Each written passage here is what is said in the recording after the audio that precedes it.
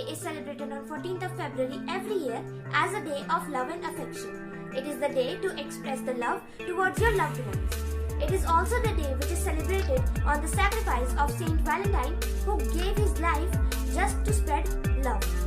So it is not just made for couples, it can also be for your family or for your siblings. So today I made some cute and easy crafts for my sister and my siblings.